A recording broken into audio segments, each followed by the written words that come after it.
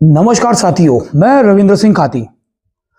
दोस्तों, आपको पता होगा कि अल्मोड़ा जनपद के चौखुटिया ब्लॉक में वहाँ के स्वास्थ्य सामुदायिक केंद्र को लेकर लगातार लोग आमरण अनशन पर बैठे हैं। 2 अक्टूबर 2025 से यानी आज 9वां दिन चल रहा है। दोस्तों, आपको ये भी पता होगा कि ऐसी मांग लोगों की क्यों बार-बार हर जगह से उठ रही है। दोस्तों, सबसे बड़ी बात यह है कि हमारे पहाड़ों में जितने भी दुर्गम क्षेत्र के सामुदायिक केंद्र हैं, वो सामुदायिक केंद्र न रहकर केवल एक रेफर सेंटर नाम का बन चुका है। कोई भी पेशेंट जब भी उन सामुदायिक केंद्र में भर्ती होते हैं अपने स्वास्थ्य को लेकर, तो वहाँ डॉक्टर का अभाव होना और यंत्रों का, उपकरणों का कमी होने की वजह से बार-बार रेफर किया जाना, तो ये एक बहुत बड़ी समस्या है। साथियों, आपको ये भी पता होगा कि भूतपूर्व सूबेदार हीरा सिंह पटवाल जी ने जल सत्याग्रह किया था। वहां जबरन पुलिस वालों ने, एनडीआरएफ की टीम ने उन्हें रामगंगा नदी से बाहर निकाला, लेकिन उसके बाद भी वहां के स्थानीय निवासियों ने जबरदस्त समर्थन दिखाते हुए आमरण अनशन पर बैठ चुके हैं। ग्वाड़ पट्टी के 3 ग्राम प्रधान आमरण अनशन पर बैठ चुके हैं। भूतपूर्व विधायक महेश नेगी जी भी आमरण अनशन पर उनके साथ बैठे हुए हैं। तो साथियों, ये एक बहुत बड़ी अच्छी बात है कि वहाँ के लोगों में एक जबरदस्त जागरूकता आई है। वक्त रहते रहते वो समझ रहे हैं कि अभी नहीं तो कभी नहीं। लेकिन दोस्तों, सवाल सबसे बड़ा ये है कि जो हमारी मूलभूत आवश्यकताएं हैं, स्वास्थ्य, शिक्षा, सड़क, इनके लिए हमें क्या बार-बार इस प्रकार से आमरण अनशन कर कर सड़कों पर बैठना पड़ेगा? ये बहुत ही एक दुख का और चिंता का विषय है। जिस प्रकार से हम अपने प्रतिनिधि को चुनकर विधानसभा पर भेजते हैं, क्या उन लोगों को ये पता नहीं होता है कि हमारी क्षेत्र की जनता किन चीज़ों से परेशान है, क्यों परेशान है, किस लिए परेशान है? साथियों, आपको ये पता होगा कि लगातार लोग रेफर होके बड़े-बड़े शहरों में अपना इलाज करवाने के लिए जाते हैं। वहाँ पैसों का अभाव, रहने की समस्या, इन लोगों से लोग काफ़ी इन चीज़ों से पीड़ित हो चुके हैं। दोस्तों, ये बहुत दुःख का विषय है। ऐसे ही हमारे गंगोलीहाट विधानसभा में भी इस प्रकार की कई जटिल समस्याएं हैं स्वास्थ्य सुविधाओं को लेकर। आजकल मैं देख रहा हूँ सोशल मीडिया में कई तरह के लेटर्स और कई तरह के स्वास्थ्य सुविधाओं को लेकर लोगों की बातें फ्लोट हो रही हैं सोशल मीडिया में। बड़ी अच्छी बात है, देर आए दुरुस्त आए। लेकिन मैं उन तमाम जनप्रतिनिधियों से एक ही सवाल पूछना चाहूंगा कि जब इलेक्शन के एक आध वर्ष बचते हैं, तो तब ये जनप्रतिनिधि की आंख खुलती है।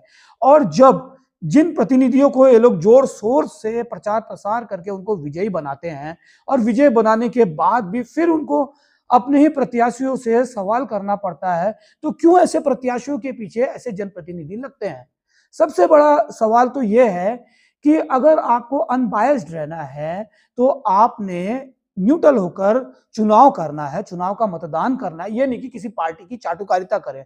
अंत में लास्ट में क्या करोगे, जब चुनाव आएगा, तो आप उन पार्टियों का महामंडन करोगे, फिर जिता दोगे, और फिर वही 3-4 साल बाद फिर कहोगे कि यहाँ ये सुविधाओं का अभाव है, ये सुविधाओं का अभाव है, और अपनी शेखी बगारने हर कोई पहुंच जाता है, कोई भी हो। मैं तो यही कहना चाहूंगा कि हमारे यहाँ भी अगर आपको सवाल उठाने हैं, तो ठीक चौखुटिया की तरह गंगोलीहाट विधानसभा में भी इस प्रकार की एक जबरदस्त जन आंदोलन की जरूरत है। साथियों, पूर्व में मैंने डायरेक्ट टेलीफोनिक वार्ता की थी अपने विधायक से, मेरे पास उसका प्रमाण है। अगर किसी को चाहिए होगा तो मैं पर्सनली मिल लिएगा। मैंने स्वास्थ्य को लेकर मैंने बताया भी उनको कि बड़ी जटिल समस्या हमारे यहाँ की।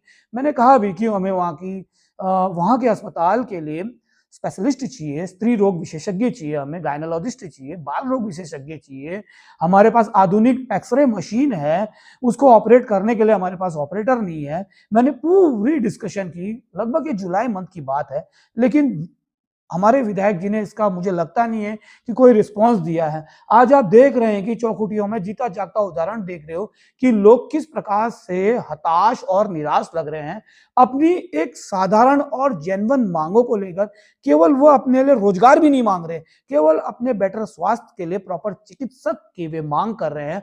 उसके लिए भी उन्हें आज 9वां दिन हो गया है धरने पर बैठे हुए। तो साथियों, इसका निराकरण आखिर कौन करेगा? हम नागरिक करेंगे, या जिन्हें हम चुनकर विधानसभा के पटल पर पहुंचाते हैं, क्या उनकी जिम्मेदारी नहीं बनती है कि हमें हर बार सड़कों पर आमरण अनशन करना पड़े, तब जाके आप एक अनशन तोड़कर एक कोरी आश्वासन देकर हमारी बात को सुलझा दें, ये अब दोस्तों नहीं चलेगा। ऐसे ही हमारे एक भूतपूर्व सैनिक भी हैं, भुवन कठायत जी, वे भी लगातार आमरण अनशन करते हैं। अभी फिलहाल सुशीला तिवारी में एडमिट है, उनका स्वास्थ्य बिगड़ गया अनशन को लेते हुए। तो दोस्तों ये बड़ा ही एक फिर से दुख का विषय है। मैं आप लोगों को यही कहना चाहूंगा कि जो भी इस मुहिम में जुड़ रहा है, वो अपने राजनीतिक स्वार्थ के लिए न जुड़कर समाज के हितों के लिए जुड़े। जिस प्रकार से मैं 3 ग्राम प्रधानों को देख रहा हूं, ग्वाड़ी के फौजी हीरा सिंह पटवाल जी को देख रहा हूं, तमाम वहां की नागरिक को मेरा दिल की गहराइयों से सैल्यूट है। और मैं वास्तव में हमारे गंगोलियाट विधानसभा के लोगों से भी ये कहना चाहता हूं, अगर कोई इस मुहिम में आगे बढ़ना चाहते हैं तो हम भी उनके साथ हैं, हम भी आमरण अनशन करने के लिए तैयार हैं। अगर हम इस अनशन से हमारे क्षेत्र की जनता का भला हो तो हम उसके लिए बिल्कुल रेडी है। दिल की गहराइयों से मैं कह रहा हूं, झूठ बिल्कुल कोई आश्वासन नहीं दे रहा हूं। मैं पहले भी मैंने ये बात कई बार मैं इस बात को उठाता आया हूं इस सोशल मीडिया के मंच से। साथियों, आपको क्या लगता है कि एक यही हमारा रास्ता बच गया है कि आमरण अनशन किया जाए अपनी मांगों को पूरा करने के लिए? मैं उन तमाम प्रतिनिधियों से कह रहा हूं, अगर आपके तमाम उन कार्यकर्ताओं से कहना चाहूंगा कि आपके जो प्रतिनिधि जीत कर जा रहे हैं, अगर वो आपकी बात नहीं मानते तो उस पार्टी में रहने का क्या औचित्य है? क्या आपका कोई पर्सनल स्वार्थ है? क्या आपका कोई पर्सनल एजेंडा है? तो दोस्तों ऐसा नहीं चलेगा। आपको इन चीजों से उठकर आगे आना पड़ेगा, अपने क्षेत्र के हित के लिए, अपने क्षेत्र के स्वास्थ्य के लिए, अपने क्षेत्र की शिक्षा के लिए, अपने क्षेत्र की सड़कों के लिए। तो दोस्तों जरूर कमेंट करके मेरे वीडियो में आप अपनी प्रतिक्रिया और राय दीजिएगा कि बेहतर स्वास्थ्य सुविधाओं के लिए हमें किस प्रकार का नेता चाहिए और क्या अनशन में बैठना ही एक निराकरण, एक हल है? तो आप जरूर कमेंट करके बताइएगा। हाँ, और एक चीज और मैं कहना चाहूंगा कि पार्टी को देखकर वोट ना करें, प्रत्याशी के कैलिबर को देखकर वोट करें। धन्यवाद।